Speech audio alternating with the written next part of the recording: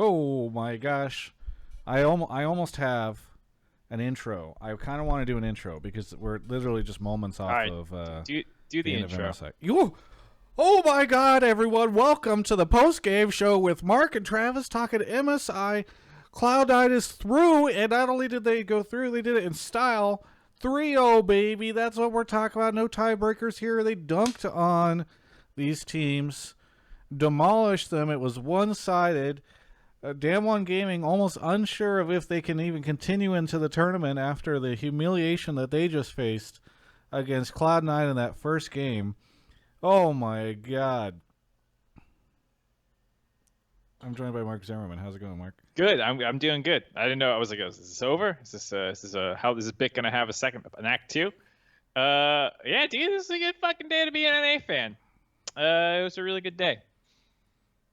Yes. People in the chat are asking about Hotline League. Yes, this is not replacing Hotline League.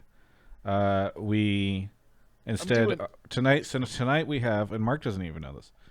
We have some cool folks, Swiper and Spooks. You did tell me that. What? You did tell me that. Well, I don't think I told you that they had confirmed, because I didn't know that they had confirmed until like an hour ago. So. Okay, you told me that we were. I told you I had reached out to them because Spawn had suggested we have them on.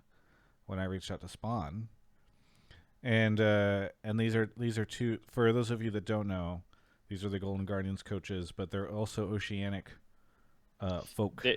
They were the nepotized hirings by Anero. Yes. And so it's kind of going to be fun to have them on to talk Oceania and North America because good situation for both of us. Thank you, Count001 for the 31 months. David, I'm not for the 300 bits, and Stealthy Cypher for the 2. So I have the dive scheduled for 12:30. I pinged someone to be like, are we still on for that? Because Kobe was casting and stuff. So I don't know, but we might have a hard out. So what I was going to say is instead of just going game by game, what if we did like a more big picture look? Sure, I'm down. But at the very least, let's talk about the Damn One game. Yeah, we have to, of course. Yeah. I mean, I think we'll get into some of the C9 games no matter what, as we talk about why it feels good. But yeah, for sure, you have to talk about the fact you just beat the former world champs. Yes, and they went 1-1 with them in this stage. Right. I mean, they went 5-1, we went 4-2. So like, you know, we struggled a little bit with our first game, but I mean with the loss to DFM. But I mean, like, I think C9. What was nice about today was it showed why people were kind of optimistic about C9 heading into this event. I think you saw a lot more aggressiveness and fighting, some mechanical prowess, some good picks and stuff, you know. And I think Pabu tweeted this, but it's like, man, all those people who were like hard flaming NA must feel pretty stupid right now. And I gotta say, I kind of agree. I mean, well, that's when I knew. I gained a lot of confidence whenever I saw the other regions shitting on us. Yeah, because it felt like they're like, you know, that is by the way when we do our best is when we are counted out the most. So like whenever, you know, MSI Team Liquid's run, people had some faith in our ability to beat G2. We got crushed. But the match before that, people didn't have any faith in us, and we did well. So I think that's what's good here. That's the whole point. We got stuck in the beginning. Yeah, Pablo said 50%, but like people like who is it, Hanabi or someone was like 0% chance, like, you know, they're not going to make it out. Everyone has a chance, but Cloud9 or something. It's like, really? You think that? That's what you think? Yeah. You guys better than Mad Lions too, right? Do you guys get anything right? Anyways, it was just it was a good, like, it felt really good because like I was, you know. Obviously, I wasn't like brimming with confidence yesterday, but I felt like even when I was shaky and like we need to play better after our game versus after Stan's game versus Infinity that they won, I was like, they can't come out and play this slow kind of like just Drake stacking, not making many plays. And I think they didn't do that. They came out ready to play and they actually fought back quite a bit. So I was very, very happy with Cloud9's performance. And like, you know, I don't think this is going to radically change what I thought about C9 heading into the tournament. I still thought that they should get out of the round robin part too, and I still think that. or the Rumble part. But this definitely restored a lot of confidence. I have a question for you. Comparing those two games, the first Dan1 game versus the second Dan1 game, it's kind of funny because they both felt to me somewhat similar in that they were relatively close. I know C9 never made it really far deep into Dan1 side of the map, but like from a gold perspective, from like I think a kills perspective, like things felt relatively close until suddenly it didn't in that Dan1 game and that first one. This it kind of felt similar to me, and that it was like really neck and neck, and then all of a sudden, what I think Cloud9 got, that it was like that dragon, the first, there was like a dragon fight that they got some kills off of, and then I think like the next fight was what allowed them to win the game. So I'm kind of curious, like, do you think these are? I assume you're going to say they were wildly different, but from like a layman's perspective, which that's me, I'm a layman. It does feel like this was not that different. I mean, Perks even said in the interview with Dash, if you're a rational person, you look at that first Dan1 game and you're like, okay, that wasn't a stomp. That could have gone slightly, con for Cloud9 if things had just been slightly different. I kind of feel like that's what that was. I'm trying to pull up the game, but I can't find any clips of it. This is weird. Usually they have them right away. I think that they were similar in that, I mean, like he was saying in that if they got the Scuttle Crab and they got the Dragon, it would have been pretty similar. I think sort of. I think their comp was better for making plays, but I'm trying to pull both up right now. Well, while you're doing that, I'll shout out Gypsy Gaming, Medic Cass, fuck can I find highlights, dude? And DFitch97. By the way, thanks, Medic. Good to see you in the chat. I'm here to overreact and meme. Okay, Medic, are you going to overreact and meme in favor of Cloud9, or is like an EU stan who's going to be like, aha? Because I think one thing I wanted to discuss that, obviously this will, and we'll probably take some calls about it on Hotline League too, is also Mad and C9 and sort of their parallels. Were you able to find your stuff? Yes, I did. So okay. I agree that like game one, like gold wise, it was somewhat similar. And it was even like a similar thing where it's like C9 had more kills in game one, but we're down gold. But I think the big thing that stood out to me was a couple things. One was the proactivity. I felt like in general, a lot of the things that C9 got their early kills on were things that they played somewhat well. It wasn't like just Barrel killing himself, which is what happened in the first game for a couple of their kills, like eing in on Leona when he shouldn't have.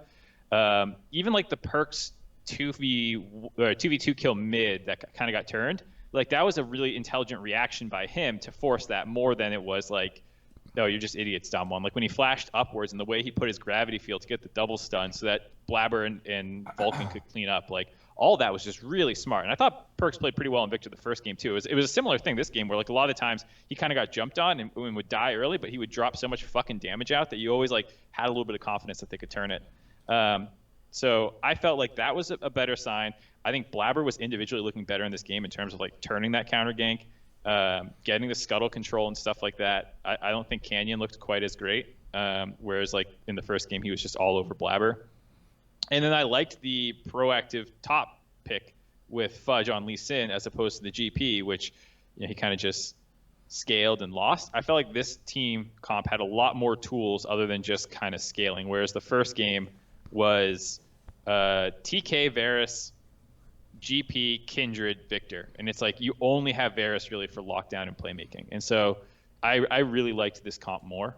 Do you think that this is more the type of thing that they would play in North America? Because even Blabber was like, I think Dash asked him like, what's the deal? And Blabber was like, I'm picking champions that I can make plays on early game with and stuff like that, Yeah. So I would say in general, I think they went a little bit more to comfort. I mean, they also talked about like the whole Lee Sin first pick over the Rumble. I think Rumble is this insane champion who's totally overtuned and broken, but a lot of people are not good at Rumble.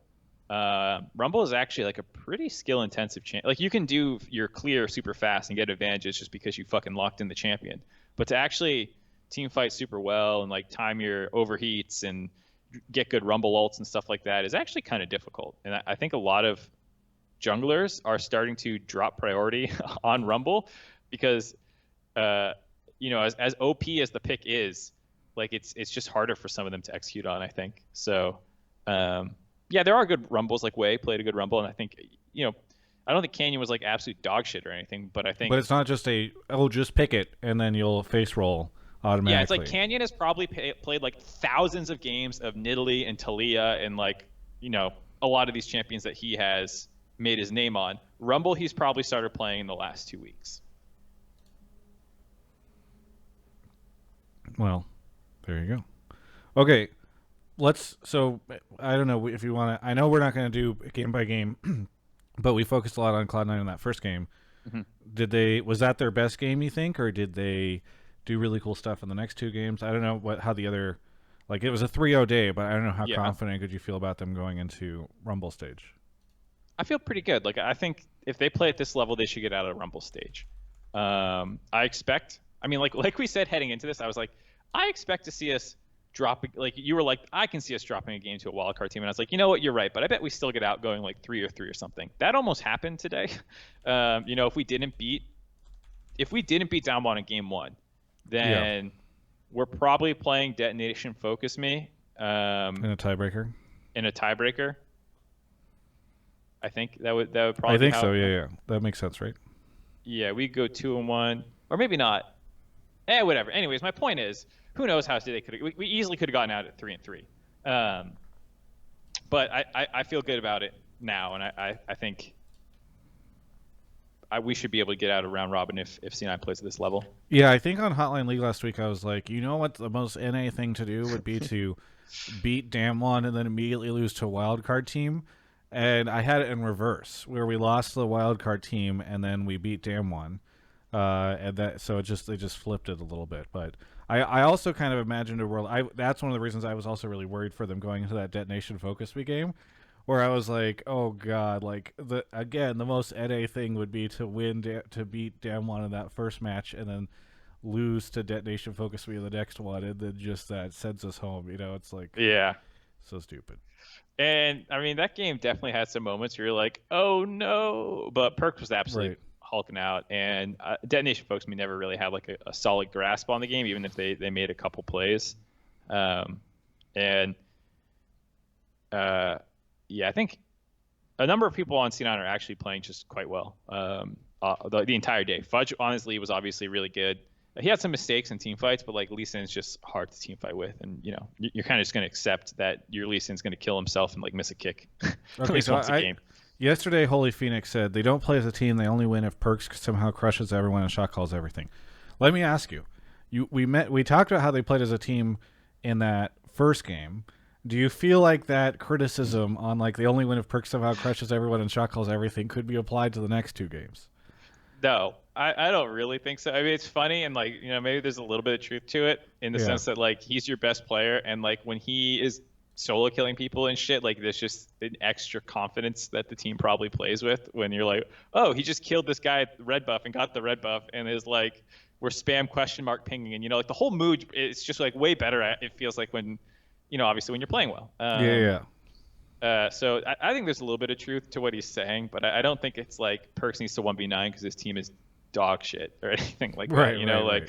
Like Vulcan won the game for them actually in the first game. Like it was Vulcan's Hex Flash engage over the wall. There were a number of team fights that were really close, but they just hadn't been able to like really lock anyone down long enough for Victor to drop his damage out. And that was the fight where it's like, oh, there we go. Vulcan just won them the game after like a lot of good plays by the other members helped stall the game out and stuff. Gotcha. Okay.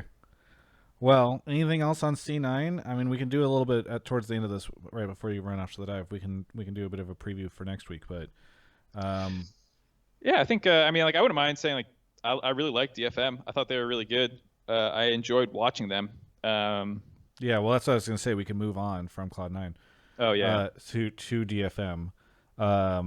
Yeah, I really enjoyed them. I have an interview that I did with Evie. I don't have anything clipped out for this, and quite frankly, because it's translated, it's kind of hard to stick into this. But they're really cool. I don't know if people know this. I found out from a Redditor and then asked him about this, but apparently that guy is like their figurehead in LJL, like the sort of player that everyone loves, and he's done a lot of really cool stuff. Like he organized a tournament for teams that wanted to participate with his like own money, just to try to like give them another competition for everyone to compete in. And so he's a big champion, I guess, of the LJL and really believes in them and is trying to do all this stuff to like make it to make that region succeed. And I think I'm really happy with how they did at this tournament and sort of the fights that they were able to put up. I think it's pretty cool. Yeah, I think they're a region that when they started attending international events, they were a bit of a punching bag. Like they really got rocked hard. And so they have gone from that to being arguably amongst the best wildcard regions. Like it's, now with whatever happened with the LCL this year, it's like, okay, well, who are the best? Is it them? And maybe, I don't know, because TCL struggled too. So it's really up in the air. I don't know. It's an interesting time. I mean, I think they were the best wildcard team at this tournament. I would say so in terms of like just watching their games and like their plays and stuff. CIS looked worse. TCL looked worse. So I don't know. They looked really good. I think the one thing that's holding them back is less individual talent. Other than Kazu, because he's the coach, and that's not his fault that he's playing. Like, like it's just like a weird import rule thing that they have to work around. But I would say their biggest issue is like their team strategy and macro and stuff, and like shot calling a little bit. Like the team fights versus Damwon, where they fell behind, or like where they had the whole game won, but they just went too far because they got too excited. Even this game today, they actually were going toe to toe with Damwon for a while, but then like their team fighting just is worse, and they made some mistakes. And against C9, like some of the side lane plays, some of the like when Rumble was just like got Dragon taken on him and then got Rift Herald taken on him and fell 20 CS behind after killing Morgana in his own jungle, was a very big like, wait, what just happened here? Right. That was a really, I was scared. And then like, a minute and a half later, I'm like, wait, Blabber's ahead. It was strange. So I think they have a couple areas to clean up, but like they're not getting individually skill checked, which is a big part, a big improvement. By the way, and we're not counting PSG when we're talking about wildcards or minor regions, because PSG kind of fits in this weird halfway point in between. It seems like they've already sort of been in that situation. VCS could, but we haven't seen them for so long now that it's kind of more like, well, when you come back, we'll reevaluate. Right. Okay. Damwon. Does today make you less confident? Like, I know that RNG has that weird group, and Damwon had North America, who is, as much as like people like to shit on North America,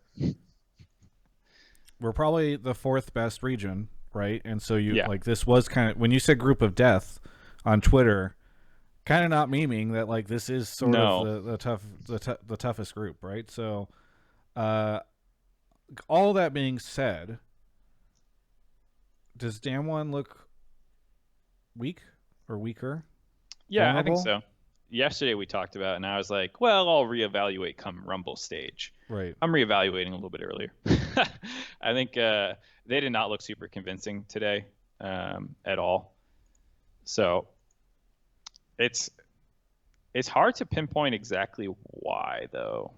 I mean, like, I'm watching Showmaker just make mistakes, even against like Detonation Focus Me, like hopping a wall and trying to like go in and then just like being like, oops, there's more people here, I killed myself.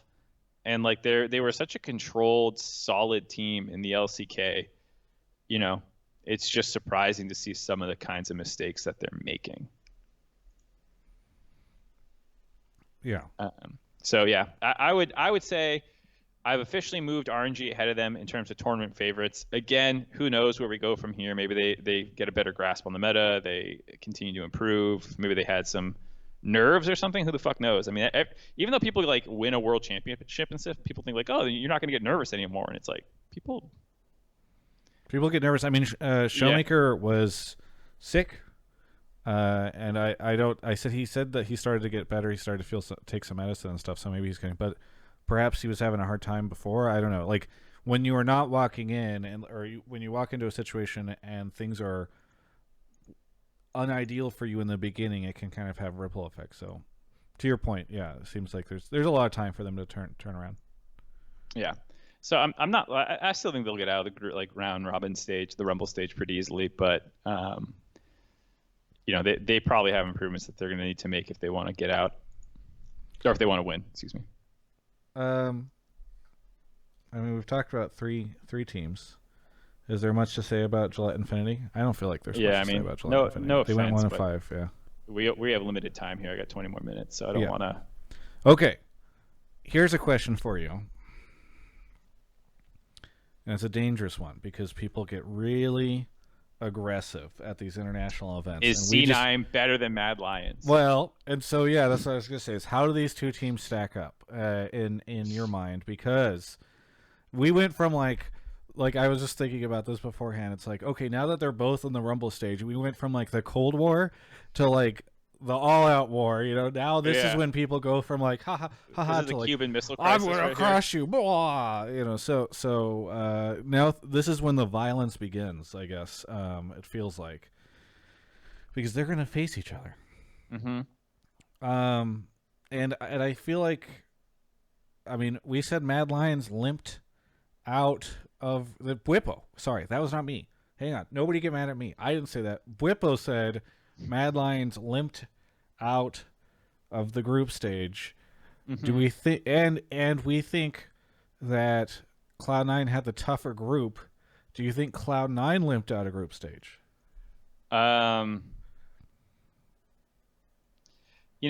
If you flipped how everything went, the answer would be yes. Yes, I know, but I don't want to do that. I like that it went this way. I think that they exploded out of group stage like a fucking rocket ship to the moon. 3-0. I mean, you can't really call it limping out when you 3-0. I mean, the games were tough. It was not like they cakewalked their way out. Obviously, there was a lot of moments in the game where they could have lost to Damwon, and DFM had good plays as well against them. But I think C9 looked substantially better than they looked the first previously. Yeah. Whereas I feel like Matt has been more consistent throughout. I mean, like we talk about some of the struggles that they've had, like, they get leads, but they kind of throw them. I mean, they're consistently getting leads. C9 wasn't getting leads at all in their first 3 games, And I think in that sense, like, there's been a more consistent level out of Mad Lions.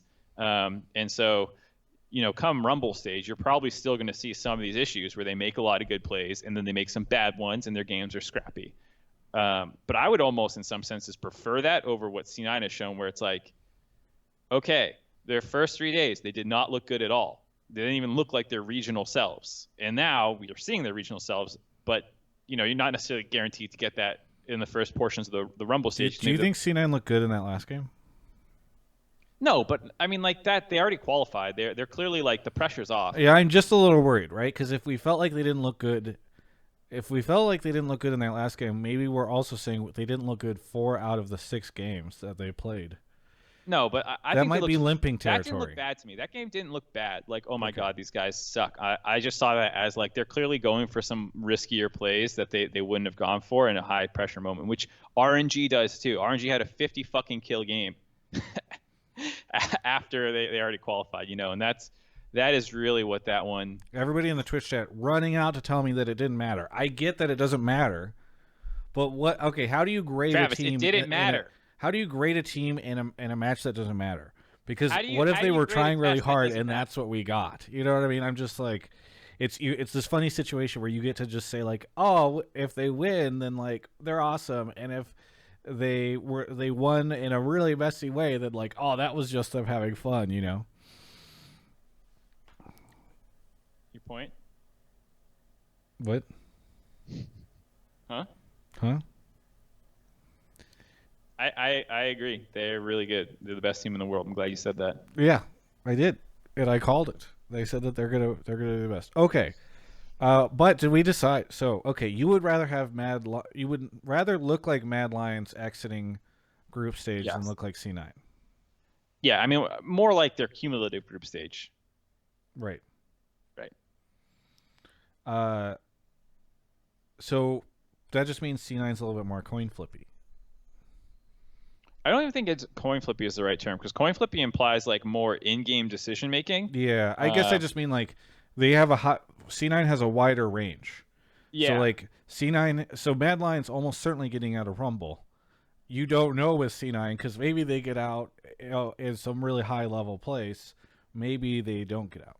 Yeah, like if this day's C9 is what we get every day of Rumble, then they're getting out, I'm pretty sure. Yeah. But like this was one day. You know, like maybe they go and they just like have some rough days again. That could happen. Right. I'm confident in them that I would predict them to get out. I predict them to get out. But I feel like, again, more certain about Mad Lions a little bit. Sure. Okay. I don't think any. Actually, I was gonna say I don't think anybody can get mad at us for this conversation, but I feel like people. I think because we said there was a chance that C9 at certain points in time under certain conditions could outperform Mad Lions, we're going to get some good angry comments in this video. Yeah, anyway. I mean, like when they play each other, I don't expect one team to hard stomp the other. I mean, like maybe it happens because it's a best of one, anything can happen. But yeah, you know. Okay. Shall we look ahead to the Rumble stage? Did we cover? We did say down one just looks weaker, right? Yeah. We talked about down one. I just said and that's when we talked about RNG potentially. Right. Yeah. Okay, so where are we? Okay, so the first day's out. The first match is Damwon versus RNG, which as much as one match can tell you about something, I feel like that match is going to tell us a lot.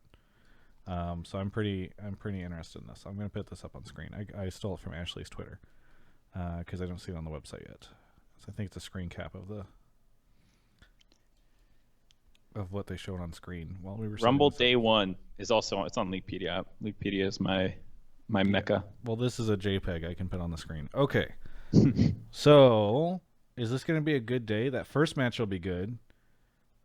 I'm pretty excited. Yeah, to see this is a fucking banger day. Yeah. I'm actually really excited to see how Oceania does against Mad Lions. I mean, obviously Mad Lions should win that, but like if you tell me that like they just come out and do crazy shit, that would be super fun. I think it's dope because you get the like clash of the East, kind of, the Rift Rivals opponents. Yeah. To start the day, and then you have the Rift Rival opponents of the West in C9 versus Mad Lions to end the day. So like those are two pretty huge rivalries. With the LPL kind of being the new top dog globally of the best region, and I think Korea wants to be able to still contest that. I mean, I know Korea won Worlds last year, but I think generally people seem to have the opinion that they're deeper and stuff. But I mean, the fact that you had that conversation just shows how important this matchup is. Whereas like C9 and the LCS, I mean, like, here's something it's surprising, and maybe there's just examples of this that I can't think of, but like, I can't really think of in traditional sports how universally accepted and fun it is to people to just hard shit on what is like a mediocre region. Like we're better than the worst, but we're not seriously contending to win. And like just how universal it is for like the minor regions to shit on us, for the major regions to shit on us. So I think I was thinking like, about this earlier, because people are going to accuse us of having like a victim complex, but it is true that I feel like North America gets talked about the most in this manner, right? Like we don't, across it universally. I think part of it is we just embarrass ourselves by going out and spending all this money and then I mean, we definitely make it easy. Yeah, that's what I mean. So I think in a world where we were not like trying to take everybody's talents and pay them millions of dollars, it's like less easy to shit on NA, right? Right. And people are saying like it's just fun. Like I get it's fun, but I'm just saying like I can't really think of a parallel in sports. A lot of the times I like to try and like find parallels. Like, oh, this team's the Yankee team. Yeah, but like Yankees. who is the middle of the pack team that everyone is shitting on? Yeah, like I can't think of a team. Like people hate on the Yankees because they're dominant and they spend a ton of money in. They don't really translate to Team Liquid, let's say internationally, but like people hate on the best teams all the time. And people shit on the worst, like universally, like worst. I don't even follow. Are they? Yeah, the Browns. Football? Is that? They're better, I think now. But like for a period of time, they were just trash, and like Cowboys. But like they were legit. They won championships and stuff. Like they were decent. And even then, the way people make fun of the Cowboys is not really similar to North America. Like everyone's just spamming random names. So. Yeah, people are just spamming these things, but like I don't think that they're in the same ballpark of like literally. You need like the most average lukewarm team in one of these things. Like we've never won anything. Yep. We do have like the 0-6s and stuff like that, right? But we also are not like, it's hard to say that we're a minor region or a wild card region because we always end up doing things like getting out and beating Damwon and stuff like that. So, but it is funny that we just are like this middle of the pack. Yeah, I'm just like if you looked at like the Olympics and like everyone just like universally shit on like I don't know England or like they're kind of middle of the pack, right? Like not the best. I don't know. And I'm not saying again that like we haven't done things to deserve this, like the 0-6 thing, like you're talking about, the fact that we have had so many collapses and the money thing. Like there's plenty of ammo to shoot us with. I just don't understand why the whole like if you looked at the subreddit yesterday, it's literally minor regions saying like we suck. After Pentanet made it, Pentanet's tweeting out like just flaming us, and like then you have. I think it was Hanabi. I forget if I got it wrong. Hanabi shit on us, and Holy Phoenix. Yeah, it's so Holy funny. Phoenix is on his way to the airport. He's like, but at least I'm not an A. Peace, bitches. Like, MLS might be the best comparison. Maybe it really is because it does track pretty well. But it's just so funny how everyone's sending shots out. By the way, Kobe just got home. I wanted to shout out Shocks for her hilarious broadcast rush. She runs the desk and does the for pick and ban draft, and there's a Nocturne lock-in. And she's like, I hope Vedius shows up soon. Yeah. Yes, there's a knock. She just ends it with hello, and then the casters come back in. I absolutely love that, and I love because you could tell. I could just picture her state of mind because she's run over, she's all alone. Like if you told me Shocks has to have a solo cast around pick and ban, I 100% believe she could do that. But she has to like put her headset on, and then she's like looking, and she's like, okay, this got picked. Cool. It was one of my favorite I'm sure there's producers in her ears probably talking too, like we're trying to get them back. We're trying to get them back. Just stall. And she's like trying to look at the draft and be like, where's Vedius? And... Yes. She's like looking around. That was amazing. I just wish we had a camera. That's the only thing is I really wish that had been on camera because it would have been sick to just see her run in. Man. Okay. Anything from the chat? I know Mark has to leave in a second. Are you guys literally starting in 7 minutes? I assume you need to leave in probably 2.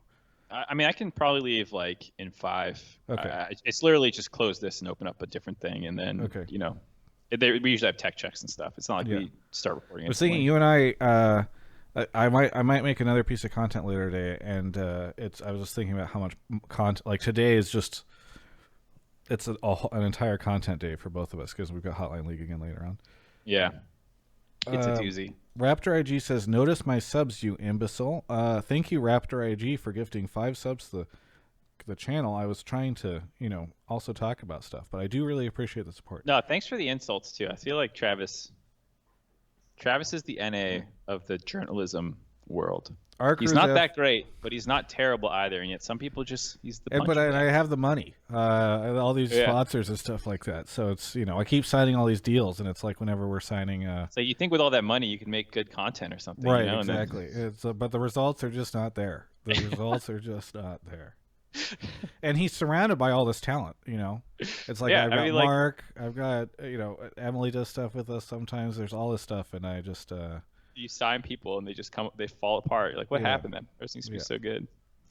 Okay, thank you. Well, here I'll just shout out the rest: Z Warden, MX Fig, the Brett, Moogle Tree, Anonymous Gifter, Roberto, Penetration, and Hergalicious. Okay.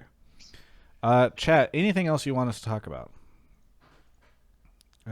Anything else? Or Mark, I don't know if we're forgetting anything. I mean, we have Hotline League later tonight, so if there is something, I'm sure we can get to it. We didn't make exact group predictions. I mean, we kind of did. I think you could guess what mine are, but we could like who gets out of. Yeah. Okay. Like Since this is the last time we're doing ranking. This before, why not? So it's top 4. So only 2 don't get out. So who are the? Maybe it's best to just go with. No, let's do order. Let's do the entire all 6. Jesus. Okay. RNG out first. Damwon out second. Cloud9 out third. Mad Lions out. Oh, fourth. you madman! And then is it PSG or Pentanet? Yeah, PSG and and who finishes? I guess PSG and then Pentanet last, sadly. Yeah, same for me, but swap Mad Lions and C9. Oh, you coward! Coward! You I told you. coward! I already explained it I know. earlier in the episode. I'm not even saying I disagree with you. I'm still predicting. I don't disagree with your logic, but I'm making predictions irrationally here. Mark, I okay? posted our conversation where I said that C9 is going to win MSI. I'm riding a 3-0 wave. All right, I'm not gonna put them fourth instead of third after a 3-0 day. You haven't hit the come down from the copium yet. You're still riding the high. Exactly. I'm riding this There's copium a hell of a hard crash right now. That copium, let me tell you. Yeah, huffing it. Okay. Okay. Cloud9 in the chat says, I'm not a fan of any region or team. I'm just a fan of whoever is playing the best League of Legends in the world, and right now that just happens to be Cloud9. Exactly. I'm right there with you, Cloud9. I don't, like by the way. Asking, why not C9 second? Peter Dunn. To be clear, not Peter Double Lift. Why not C9 second? Because I haven't huffed that much. I'm not overdosing. They already beat Damwon once. Why can't they do it again? That's an overdose on copium, okay? I don't need to go to the hospital, all right? I live in America. We don't have health care. Anyway, couple